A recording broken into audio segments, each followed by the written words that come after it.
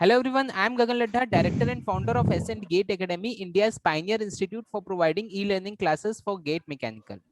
दोस्तों मेरे पीछे आप एक कोट देख पा रहे हैं, nothing is impossible to a willing heart, और इसके जीते जागते उदाहरण आप मेरे साथ स्क्रीन में देख पा रहे हैं। मैं बात कर रहा हूं मिस्टर अभिषेक पटेल की, जिन्होंने ऑल इंडिया रैंक 142 लाया है इस साल गेट 2021 में। अभिषेक की जर्नी बहुत ही इंस्पायरिंग है। जैसे जैसे ये इंटरव्यू आगे बढ़ेगा आपको ये चीज समझ में आएगी किस इंस्पिरेशन की मैं बात कर रहा हूँ। बहुत इंस्पायरिंग जर्नी इनकी रही है और बहुत अचीवमेंट से भरी हुई रही है। 2018 में इन्होंने इंजीनियरिंग पास की Shivalik college of engineering Dehradun से। देन उसी साल इन्होंने ईएससी का प्री और मेंस इन्होंने क्रैक किया। किसी कारण से इंटरव्यू क्रैक नहीं कर पाए ये, बट इन्होंने हिम्मत नहीं हारी, कंटिन्यूसली ये प्रिपरेशन अपनी करते गए और 2020 में गेट में इन्होंने ऑल इंडिया रैंक 704 अचीव किया।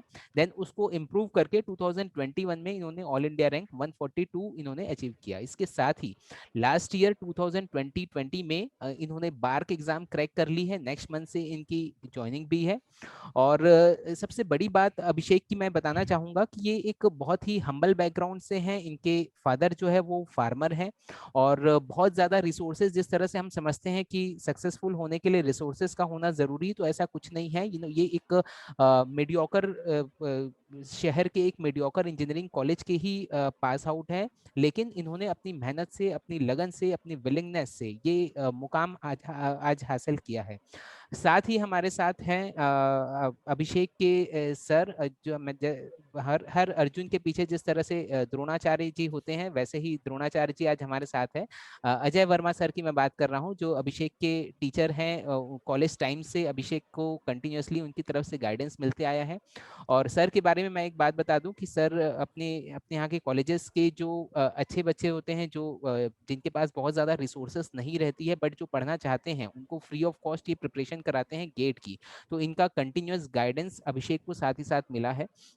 तो सर सबसे पहले तो हम आपको बहुत बहुत बधाई देना चाहेंगे, बहुत धन्यवाद करना चाहेंगे कि आपने समय निकाल के आज इस इंटरव्यू में आपने हमारी रिक्वेस्ट को स्वीकार किया, जिस इंटरव्यू में आप साथ में आए।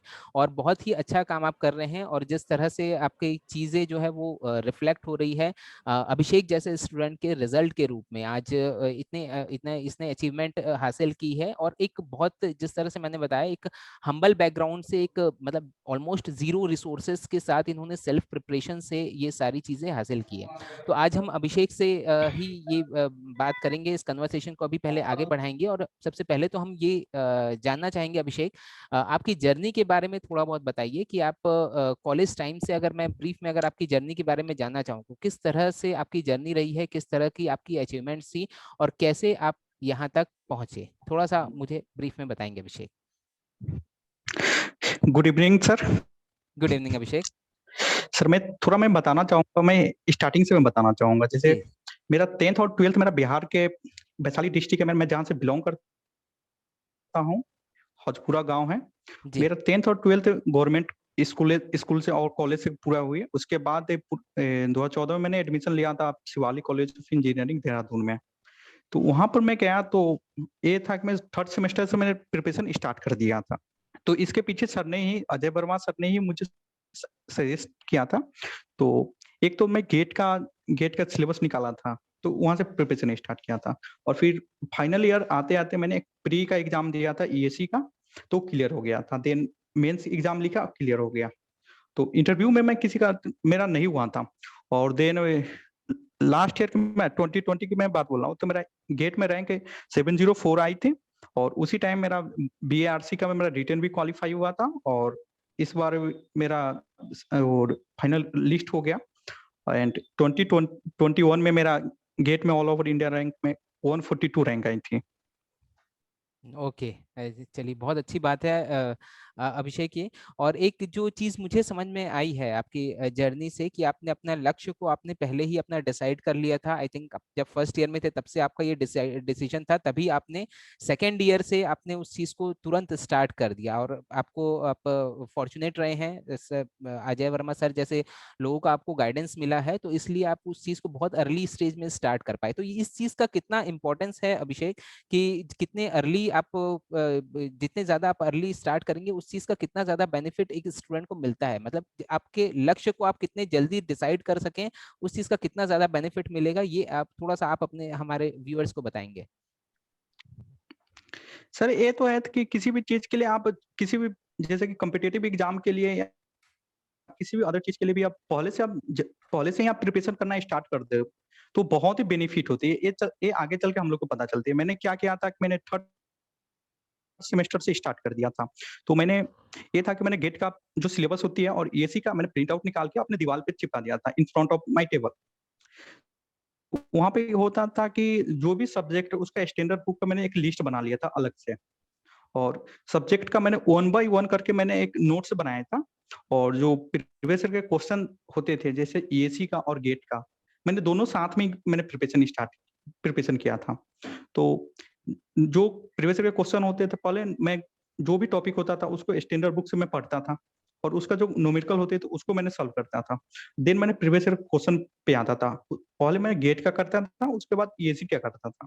तो इसमें होता था कि मैंने लास्ट 10 इयर्स का मैंने जो प्रीवियस ईयर क्वेश्चन पेपर होते हैं उसका एनालाइज किया था। तो इसमें एक ना फ्रीक्वेंट आस्क जो टॉपिक होती है उसका मैंने एक अलग सेपरेट टॉपिक कॉपी बना लिया था। उसमें कि एक टॉपिक है ना बहुत ही इंपॉर्टेंट है इससे क्वेश्चन आनी ही आनी है ऐसा करके मुझे मैंने किया था और लास्ट टाइम में ये रिवीजन में बहुत ही हेल्पफुल हुआ। राइट।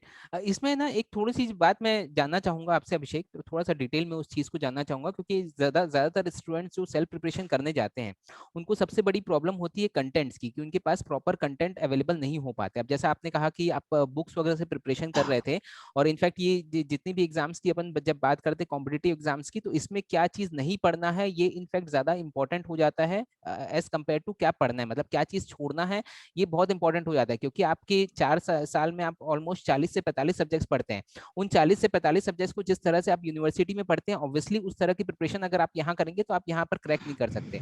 तो वो उस कंटेंट को आपने किस तरह से कलेक्ट किया, क्या उसमें आपको वीडियो लेक्चर्स वगैरह ने आपको किस तरह से इसमें हेल्प हुई? क्योंकि मेन जो रहता है वो कंटेंट का कलेक्शन रहता है, फिर उन कंटेंट को ऑब्वियसली उस पर फिर मेहनत करना तो हमारे ऊपर ही रहता है, पर एक सही कंटेंट हमको मिले ये कितना ज्यादा इंपॉर्टेंट है। सर आपने बहुत ही सही बोला है कि क्या पढ़ना है ये ज्यादा इंपॉर्टेंट नहीं है कि क्या नहीं पढ़ना है वो सब ज्यादा इंपॉर्टेंट है क्योंकि हमारे पास टाइम लिमिटेड होती है। उस लिमिटेड टाइम फ्रेम में हमको अच्छा करनी होती है और सिलेबस को कंप्लीट करनी होती है। तो मैंने जो किया था एक तो मैंने स्टैंडर्ड बुक लिया था स्टार्टिंग में उसका मैंने कंटेंट बना लिया था जो भी और in front of my table जो मेरा सिलेबस था सिलेबस का ही अकॉर्डिंग मैंने चला। जो भी सिलेबस टॉपिक आती थी मैं उसका नोट करता था और उसके बाद डिटेल्स में देखता था। तो जो क्वेश्चन भी सॉल्व करता था और प्रीवियस क्वेश्चन जो होती थी उसको मैंने लगाता था।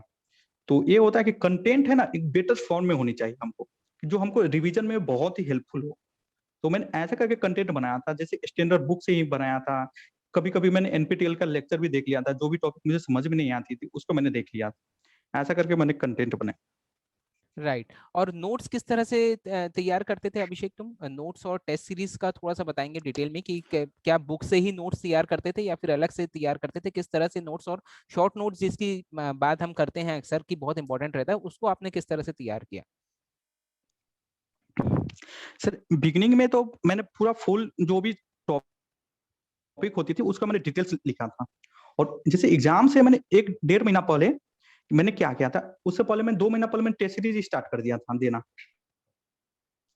तो टेस्ट सीरीज में क्या होता है कि आप जो लोग टॉपिक पढ़ते हैं तो एक टॉपिक वाइज टेस्ट होती है और एक फुल जो सिलेबस सब्जेक्ट वाइज होती है और एक फुल लेंथ होती है।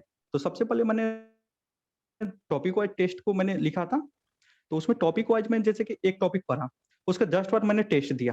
तो आप उनको ये पता चल जाता है कि 10 क्वेश्चन में से मुझे कितने क्वेश्चन मेरे से बना कितने क्वेश्चन नहीं बना। और जो क्वेश्चन बना है और उसमें सपोज कि मेरे से सिली मिस्टेक हो गई है तो मैं एक कॉपी बना लिया था अलग से ही। उसका मैंने मिस्टेक कॉपी नाम रखा था एक अलग से ही।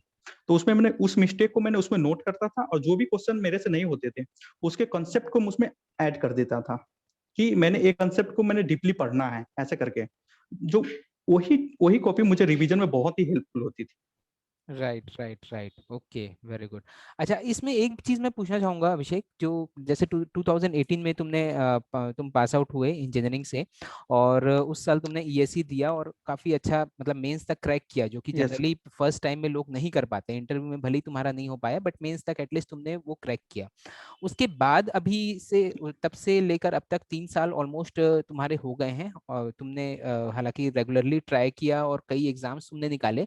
बट ये जो जर्नी रहती है जनरली स्टूडेंट्स की लाइफ में, मैंने देखा है कि ये जर्नी जर्नी बहुत ज्यादा एक तरह से फ्रस्ट्रेटिंग रहती है उनके लिए, क्योंकि ऑलरेडी इंजीनियरिंग पास आउट वो हो जाए रहते हैं। अब उनके ऊपर प्रेशर रहता है कि जितने जल्दी हो सके उतने जल्दी उनको जॉब मिले एटलीस्ट। तो वो चीज़ जब नहीं होती है तो वो एक फ्रस्ट्रेशन एक उनके अंदर आता है, और वो फ्रस्ट्रेशन कहीं ना कहीं उनके परफॉर्मेंस में दिखता है। मैंने बहुत से स्टूडेंट्स को, अपने स्टूडेंट्स को ही, मैंने बहुत से लोगों को देखा है कि वो पहली बार में तो अच्छा परफॉर्म करते हैं, लेकिन सेकेंड टाइम में कई तरह के प्रेशर्स उनके ऊपर रहते हैं, फैमिली का प्रेशर रहता है, खुद का भी प्रेशर, कई तरह का प्रेशर वो लोग लेते हैं। तो ड्रॉप लेने के बाद 1 या 2 साल बाद उनका जो परफॉर्मेंस है वो पहले से भी, उनके जो नेचुरल परफॉर्मेंस है उससे भी डाउन हो जाता है। बट तुम्हारी जर्नी हम देख रहे हैं तो कंटिन्यूअसली तुम्हारे परफॉर्मेंस इंप्रूव हो रहे हैं। तो ऐसा क्या तुम करते थे खुद को मोटिवेट रखने के लिए, क्योंकि इस दौरान और पिछले साल जैसे हम देखे हैं कि मतलब ये फुल ऑफ नेगेटिविटी से भरा हुआ पूरा साल था, तो किस तरह से तुमने अपने आप को मोटिवेटेड रखा? सर मैं एक फार्मिंग बैकग्राउंड से बिलोंग करता हूँ। तो यहाँ पे क्या होता है कि पापा हमेशा बोलते थे कि जो चीज़ मैं कर रहा हूँ, वो चीज़ तुम्हें नहीं करनी है। तुम्हें कुछ अलग हट के करनी है, पढ़ाई में ही करनी है। तो पापा हमेशा से मोटिवेट करते रहते थे कि क्या हुआ कि इसमें पापा अपने बारे में बताते रहते थे कि फसल एक बार बर्बाद हो जाता है तो फिर हम फिर से उसको दोबारा उसको उसको बाव करते हैं, ऐसा करके उस हमेशा मोटिवेट करते रहते थे। तो मेरे में भी वही समझ में आता था। कभी-कभी मुझे पढ़ने का मन नहीं करता था, तो पापा-मम्मी का मैंने 1-2 फ़ोटो रखा था अलग-अलग सेपरेट करके। तो मैंने उनका पिक देख लेता था। तो वहीं से मुझे मोटिवेशन मिला था कि एक फैमिली की कंडीशन को मुझे चेंज करनी है। बहुत अच्छे, बहुत बहुत इसी बहुत ही कंटिन्यूटी अच्छी, को मैंने हाँ हाँ। मेंटेन किया। हाँ, बहुत ही बढ़िया बात की अभिषेक, तुमने बहुत ही अच्छी बात की। और ये तुमने जो ज्ञान दिया है, ये ज्ञान एक ऑब्वियसली एक फार्मर की तरफ से ही आ सकता है जो नए जीवन को उपजाता है। उसी की तरफ से ये ज्ञान आ सकता है कि फसल अगर खराब भी हो जाए तब भी हमको डिमोटिवेट नहीं होना है, उसके पीछे हमको लगे रहना है। और ये इतना बड़ा ज्ञान जो है आज तुम्हारे इतने काम आया, और ये बहुत ही अच्छी बात है कि आज तुम इस स्टेट में भी पहुंचे हो कि अब जो जो चीज तुम सोच रहे थे कि फैमिली की कंडीशन को बदलना है, उसको आप बदलने की स्टेट में तुम पहुंच पाए हो। तो इसके लिए बहुत बहुत बधाई आपको, और आपके मम्मी पापा को भी मैं बहुत बधाई देना चाहूंगा इस पर्टिकुलर चीज के लिए। थोड़ा सा मैं और ये जानना चाहूंगा अभिषेक कि जैसे तुमने बताया था कि एसएन गेट एकेडमी के भी वीडियो लेक्चर्स वगैरह तुमको हेल्प किए थे आपके प्रिपरेशन में, तो किस तरह से वीडियो लेक्चर्स तुम्हारी हेल्प किए थे, थोड़ा सा ये बताएंगे मुझे? मैंने सर आपका एक तो मैंने 2019 में मैंने वीडियो देखा था जिसमें आपने बताया था ना कि जैसे गेट के प्रिपरेशन वो शेड्यूल आपने बना दिया था। बहुत ही बढ़िया जो 62 महीने का शेड्यूल बना था आपका कि कौन सा सब्जेक्ट, कौन से टॉपिक किस दिन की पढ़नी है, ऐसे करके आपने पूरा 60 दिनों का शेड्यूल बनाया था। तो मैंने फर्स्ट टाइम मैंने वहाँ पे देखा था। तो उसमें क्या होता था कि मैं अपने अकॉर्डिंग जैसे आपने जो इस सब्जेक्ट को स्टार्ट किया था, तो मैंने सोचा कि मैं अपने कंफर्ट के अकॉर्डिंग मैं सिलेबस को स्टार्ट करता हूँ। तो आपके जगह आपके सब्जेक्ट की जगह पर मैंने अपने अकॉर्डिंग मैंने सब्जेक्ट को टॉपिक को मैंने लिखा और सेम शेड्यूल को मैंने फॉलो किया था। और आपका वीडियो लेक्चर मैं देखते रहता था जैसे कि ए, जो सोम के आते थे और ऐसे सब्जेक्ट जो आपके आते थे, आपके फैकल्टी के आते थे, वो मैं देखते रहता था। जैसे कि सोने के टाइम होता था तो मेरे पास पूरा टाइम होती थी, एसेंट गेट एकेडमी का मैंने वीडियो देखते रहता था। और एक तो है कि आप बहुत ही मोटिवेट करते थे, आपका मैं वीडियो देखते रहता था। आपका एक संदीप महेश्वरी सर के साथ मैंने वो पिक देखा था, तो मैंने देखा कि संदीप महेश्वरी सर भी बहुत मोटिवेट करते हैं, तो सर के साथ भी टच में आने पे हम लोग भी ऐसे डिमोटिवेट नहीं होंगे, हमेशा सपोर्ट मिलता रहेगा। Right right right, thank you so much Abhishek. Sir, अब मैं आपके पास आना चाहूँगा, अजय वर्मा सर। सबसे पहले तो आपको बहुत बहुत बधाई, और जिस तरह का काम आप कर रहे हैं हर कोई नहीं करता है। आप जो निस्वार्थ भाव से अपने स्टूडेंट्स को जो कंटिन्यूअस गाइडेंस जो प्रोवाइड कर रहे हैं, और उसी का रिजल्ट है आज अभिषेक जैसे लोग आज हमारे यहाँ हमारे देश को मिल रहे हैं।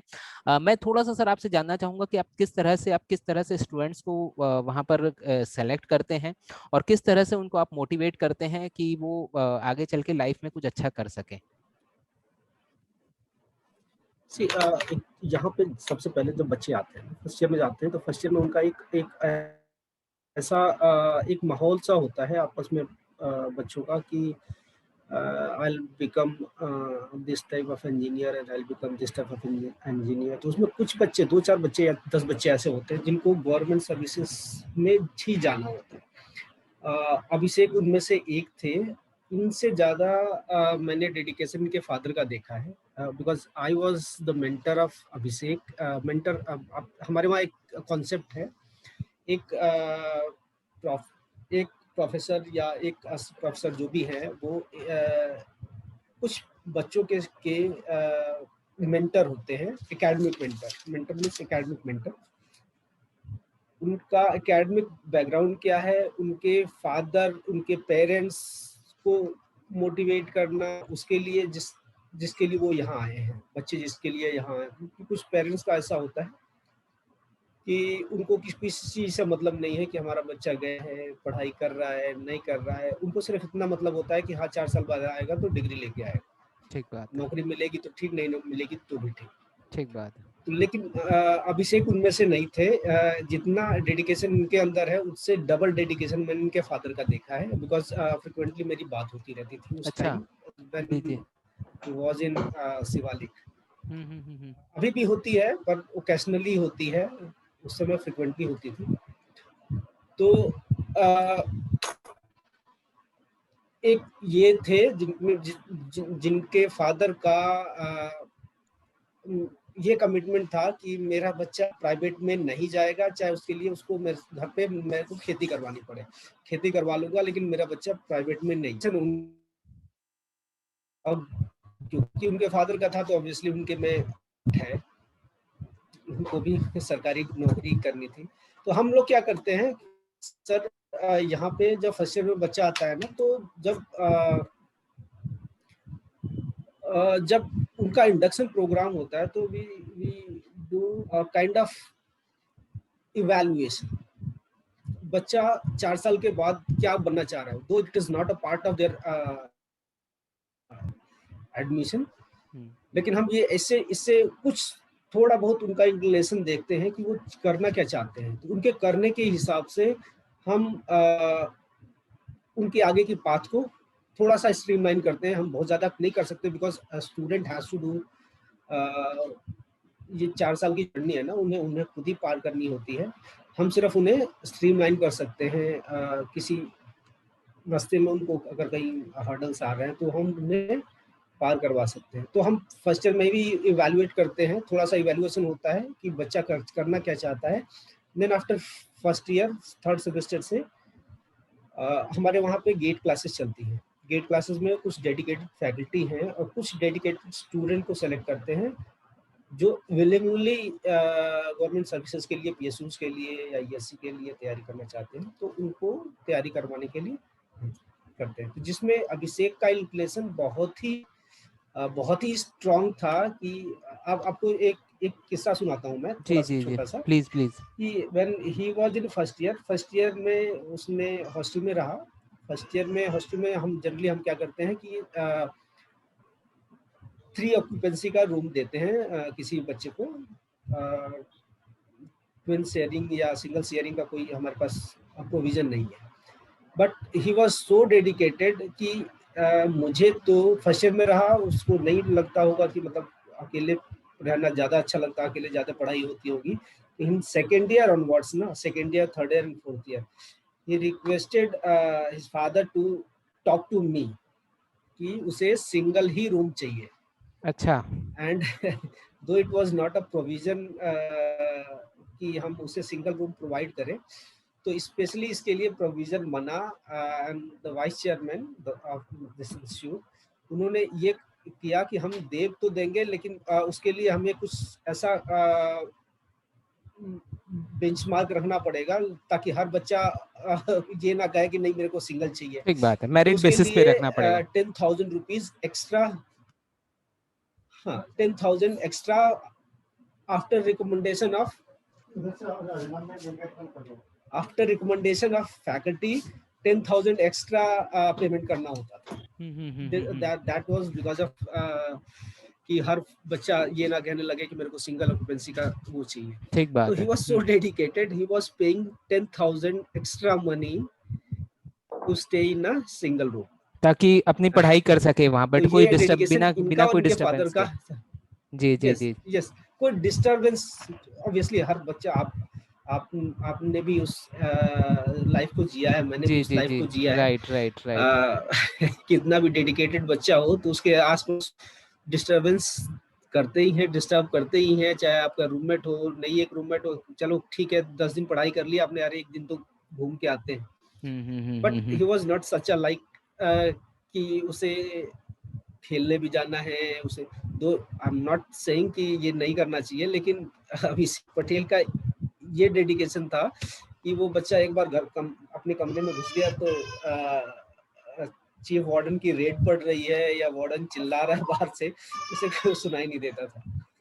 Right right right. तो इतना डेडिकेशन था। और उस बेसिस पे जो इंक्लेशन होता है बच्चों का, उसके बेसिस पे हम थर्ड सेमेस्टर से ही स्टार्ट करते हैं। जैसे आपने एक क्वेश्चन पूछा था कि अर्ली स्टार्टिंग का क्या बेनिफिट जी जी होता है, जी जी तो जी वही जी। चीज हम भी बच्चों को बताते हैं कि अर्ली स्टार्टिंग का ना बेनिफिट ये होता है कि लास्ट मोमेंट पे बर्डन नहीं होता स्टूडेंट को कि I have to cover strength of material, I have to cover manufacturing science, क्योंकि वो फाइनल ईयर में होता है। राइट तो फाइनल ईयर में थर्ड सेमेस्टर का सब्जेक्ट पढ़ना प्लस उसके नोट्स बनाना और प्लस उसको रिकॉल करना, ये बहुत टफ हो जाता है। तो थर्ड सेमेस्टर में थोड़ा सा, एक तो कोर्स यूनिवर्सिटी का एग्जाम देने के लिए बच्चा पढ़ता ही है, उससे थोड़ा सा आगे अगर बढ़ जाए तो बर्डन कम हो जाता है। और यही हम बच्चों को भी सिखाते हैं कि जल्दी से स्टार्ट करोगे बर्डन कम पड़ेगा, थोड़ा थोड़ा करके फोर्थ ईयर तक जाते जाते कंप्लीट हो जाएगा, only revision will be left. तो ये थर्ड सेमेस्टर से ही इन्होंने बहुत डेडिकेटेडली उन्होंने काम किया। एंड आपने कहा ना कि आई वाज फॉर्चुनेट कि बच्चा हमारा बाग में सेलेक्ट हो गया या 142 रैंक लाया गेट में, ऑब्वियसली हमें खुशी होती है। और हमारा मतलब वो लकी हो ना हो, हम लकी जरूर होते हैं ऐसे स्टूडेंट को पाके ना। और हमारा, मैं आपसे कहूँ कि आपने कहा कि ना किसी स्वार्थ के करते हैं, नहीं हमारा स्वार्थ होता है ऐसे स्टूडेंट को पढ़ाने का ना, बहुत जी बड़ा जी स्वार्थ होता है। जी।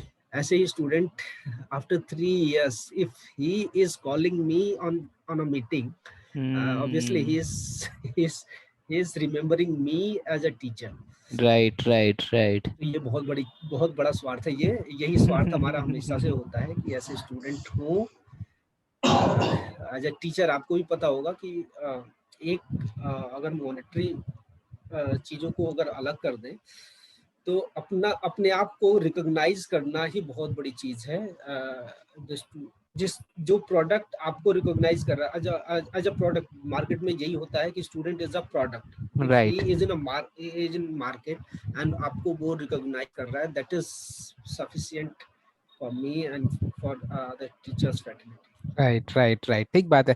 और ये मैं इनफैक्ट मानता हूँ सर, आपकी ह्यूमिलिटी है, आपने मोर देन 90-95% क्रेडिट आपने पूरा अभिषेक को दिया। बट मुझे ये चीज़ समझ में आती है कि एक टीचर का एक गाइडेंस का भी उतना ही इम्पोर्टेंस होता है। अगर मैं अजय की ही सॉरी अभिषेक की ही भाषा में अगर मैं बात करूँ, फार्मिंग बैकग्राउंड से है, तो एक सीड में उसमें पोटेंशियल होता है, सीड का खुद का पोटेंशियल होता है, उसमें अपने को कुछ कुछ और अलग से नहीं करना पड़ता, हमको सिर्फ और सिर्फ उसका एक एनवायरनमेंट देना पड़ता है, सही तरह की सॉइल देना पड़ता है, सही तरह से उसके उसमें सनलाइट पड़े, सही तरह के उसके उसमें पानी जाए, खाद जाए।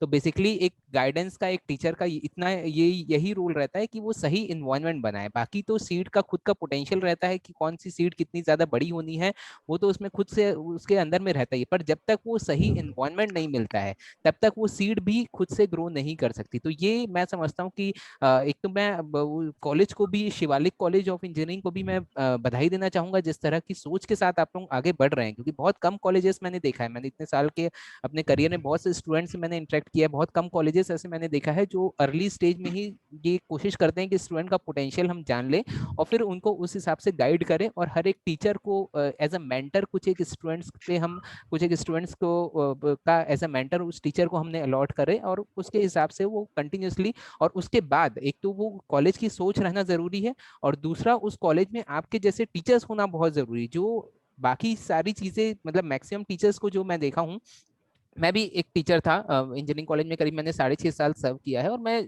जानता हूँ इस चीज़ को कि ज़्यादातर आप भी ये चीज़ महसूस किए होंगे, ज़्यादातर टीचर्स को सिर्फ बोलना नहीं चाहिए हालांकि, बट सैलरी से ही ज़्यादा मतलब रहता है, बहुत ज़्यादा चीज़ों से उनको मतलब नहीं रहता है। तो आपके जैसे टीचर्स भी मिलना मुश्किल है, आप जो कॉलेज में पढ़ा है उस जैसी कॉलेज भी मिलना मुश्किल है, एंड यस ओवरऑल अभिषेक जैसा स्टूडेंट भी मिलना मुश्किल है। तो ये सबका जो जब कॉम्बिनेशन बनता है तभी एक अच्छा रिजल्ट हमारे सामने आता है।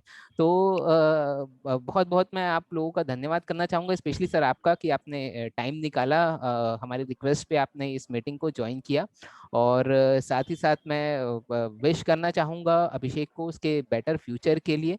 कुछ एक कंक्लूडिंग रिमार्क अभिषेक तुम्हारी तरफ से हमारे सारे व्यूअर्स के लिए, किस तरह से प्रिपरेशन करना चाहिए और किस तरह से एग्जाम को क्रैक करना चाहिए। थैंक यू सर, मैं बताता हूँ सर। स्टार्टिंग में एक चीज आपको पहले से ही क्लियर करनी चाहिए कि आपको कौन सी एग्जाम को क्रैक करनी है, गोल पहले से फिक्स होनी चाहिए, अब उसी गोल पे आपको मेहनत करनी है। सपोज कि मेरा फिक्स था कि मैं गेट और ईएसी लिखनी है, तो मेरा पहले से 3rd सेमेस्टर से ही फिक्स थी।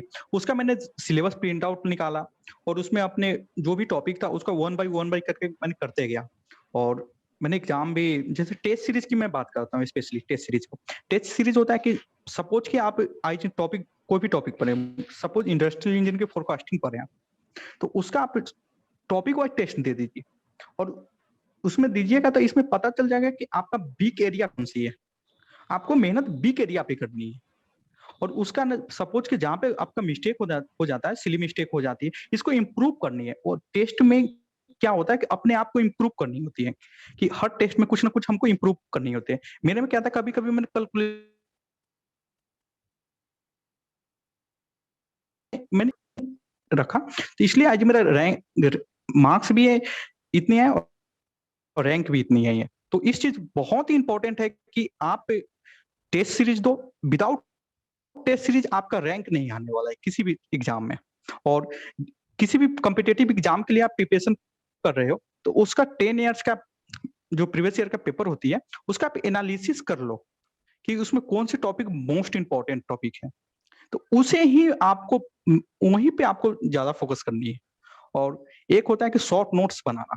एग्जाम से कुछ दिन पहले मैंने ये किया था कि जो भी पेपर होता था, गेट का पेपर होता था, पहले तो एसी का पेपर होता था, तो एसी में क्या था, मैंने शॉर्ट नोट्स बना लिया था। उसमें तो मोस्टली थ्योरेटिकल क्वेश्चन होते थे, न्यूमेरिकल क्वेश्चन तो बहुत ही कम आते थे, और जो आते थे वो जो बनने वाला होता था वो बनता था बहुत, कैलकुलेटिव पोर्शन होते थे, तो कैलकुलेशन तो अलाउ नहीं होता है एसी में, तो उसको मैं छोड़ देता था।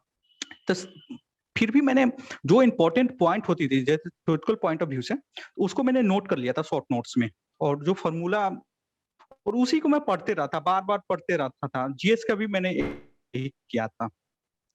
और जब ईएस का पेपर हो गया, तो गेट के लिए मैंने स्पेशली नोमेरिकल लगाना स्टार्ट कर दिया था, क्योंकि मोस्टली इसमें नोमेरिकल क्वेश्चन आते थे, तो उसका मैंने प्रैक्टिस किया था।